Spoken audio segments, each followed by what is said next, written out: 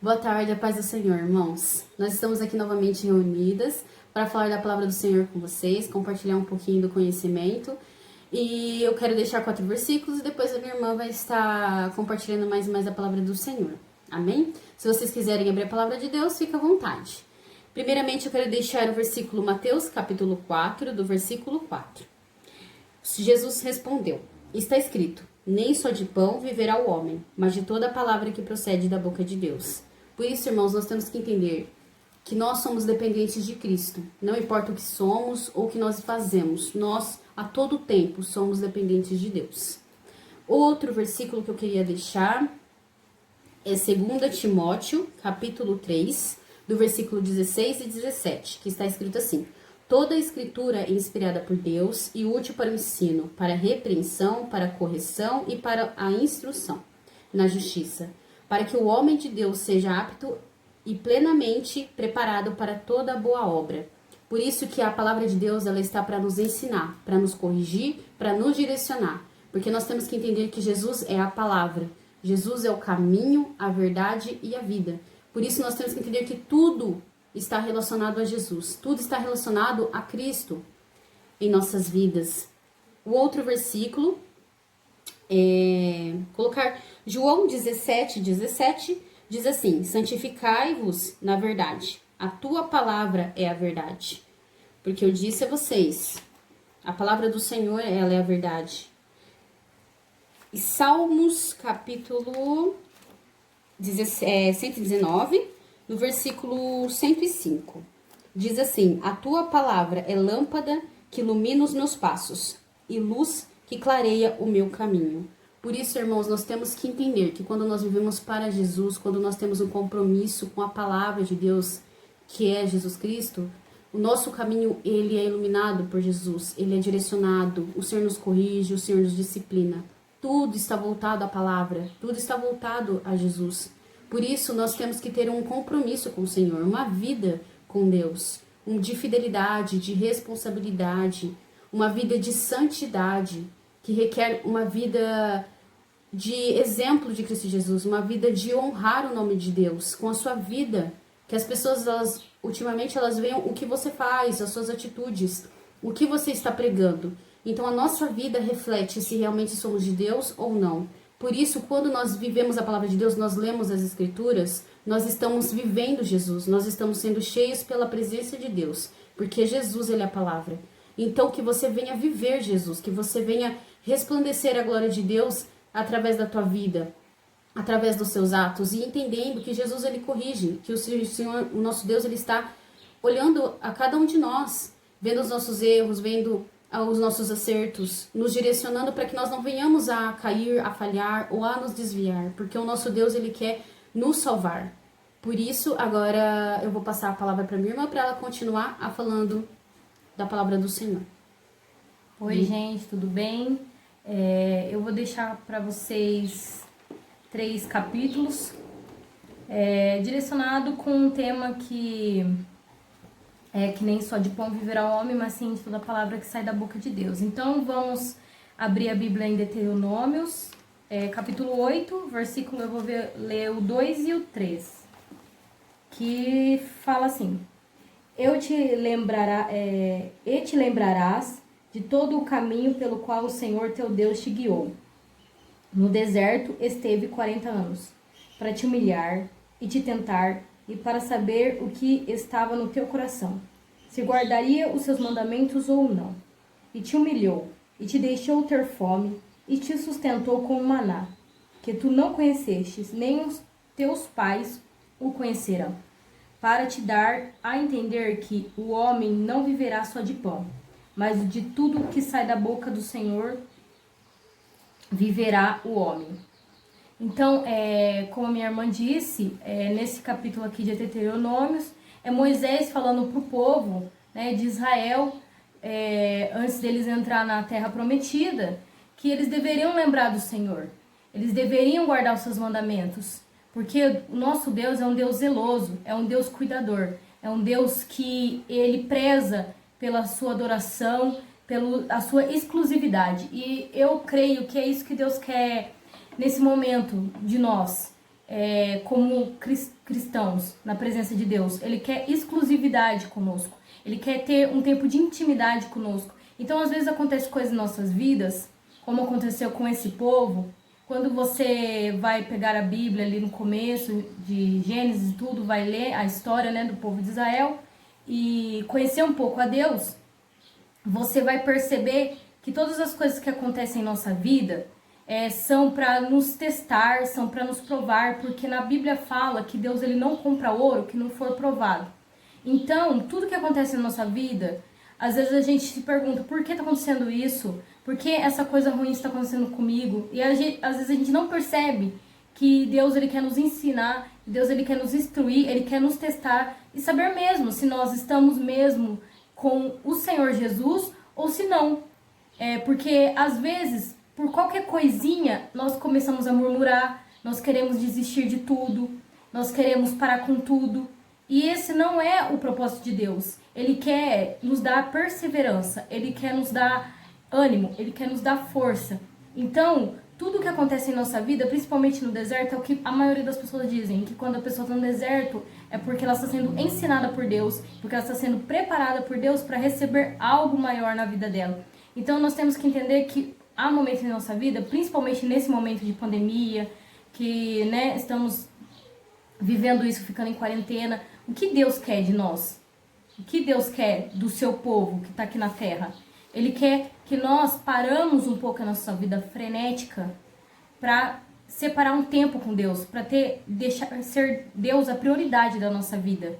E é isso que Moisés está falando para o povo, que Deus ele sustentou o povo com maná, para mostrar para eles que não é a comida que vai sustentar eles, não é a comida que vai dar força para eles andar, não é a água que vai dar ânimo, que vai fazer eles continuarem, não é Deus, entendeu? Porque se Deus quiser, como diz, o que eu vejo na Bíblia, Jesus passou 40 dias em jejum, e Moisés também, se você for ler, ficou 40 dias e depois mais 40 dias para escrever a tábua lá. Então, ele não morreu de fome, ele não morreu.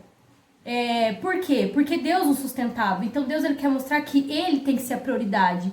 E se ele pode nos sustentar, mesmo nós não temos nada tivemos nada para comer, para beber, ou nada ao nosso redor, ou nem uma cama para dormir, sabe? Ou nada. Mas Deus vai nos sustentar. E eu acho que é isso que Deus quer passar para nós. Vamos ler agora João, capítulo 6. Deixa eu abrir aqui. Vamos ler João capítulo 6. Eu vou ler do 22 até o 29. E depois eu vou ler do 32 ao 40 e depois do 48 ao 50. Na qual diz assim, Jesus é o pão da vida para os que creem. No dia seguinte, a multidão que estava da outra banda do mar, vendo que não havia ali mais do que um barquinho e que Jesus não entrara com seus discípulos naquele barquinho, mas que os seus discípulos tinham ido sós. Contudo, outros barquinhos tinham chegado a Tiberíades, perto do lugar onde comeram o pão, havendo o Senhor dado graças. Vendo, pois, a multidão que Jesus não estava ali, nem os seus discípulos, entraram eles também nos barcos e foram a Cafarnaum, em busca de Jesus. E achando-o na outra banda do mar, disseram-lhe, Rabi, quando chegaste aqui? Jesus respondeu-lhes e disse, na verdade, eu vos digo, que me buscais não pelos sinais que vistes, mas porque comeste o pão e vos saciastes. Trabalhai não pela comida que perece, mas pela comida que permanece para a vida eterna, o qual o Filho do Homem vos dará, porque a este o Pai Deus o selou. Disseram-lhe, pois, que faremos para executarmos as obras de Deus? O povo perguntou para Jesus, né? Jesus respondeu e disse-lhes, a obra de Deus é esta, que creais naquele que ele enviou. Então, aqui está falando a mesma coisa. Na primeira multiplicação, quando você vai ler Mateus, você vai ver que na primeira multiplicação dos pães e dos peixes, tinha uma multidão com Jesus ouvindo os ensinamentos de Jesus. E Jesus se compadeceu do povo porque eles estavam mais de 3 dias com ele e sem comer, sem alimento. Então ele fez a multiplicação dos pães e dos peixes para alimentá-los. Então da segunda vez, as pessoas estavam atrás de Jesus não pela palavra, não pela salvação, mas pela comida que Jesus multiplicou lá e saciou a fome deles. E Jesus, ele tá nos chamando a atenção para dizer: não busqueis as coisas do mundo. Não busqueis as coisas do mundo. Porque hoje em dia, né, ainda mais com essa crise alimentar, mas não é isso a questão. A questão é: não busqueis as coisas do mundo, mas as coisas do céu. Porque essas são as que permanecem. As da terra são as que perecem. Né? E é isso que Jesus ele tem trazido para nós. E no versículo do 32 ao 40 diz assim: Jesus ainda continua dizendo, né? Diz-lhes, pois, Jesus: na verdade vos digo, Moisés não vos deu o pão do céu, mas meu Pai vos dá o verdadeiro pão do céu, porque o pão de Deus é aquele que desce dos céus e dá vida ao mundo. Disse-lhes, pois, Senhor, dai-nos sempre deste pão. As pessoas falaram para Jesus. E Jesus disse-lhes: eu sou o pão da vida. Aquele que vem a mim não terá fome, e quem crê em mim nunca terá sede. Mas já vós disses que também vos me vistes, e contudo não credes. Tudo o que o Pai me dá virá a mim, e o que vem a mim, de maneira nenhuma o lançarei fora. Porque eu desci do céu não para fazer a minha vontade, mas a vontade daquele que me enviou.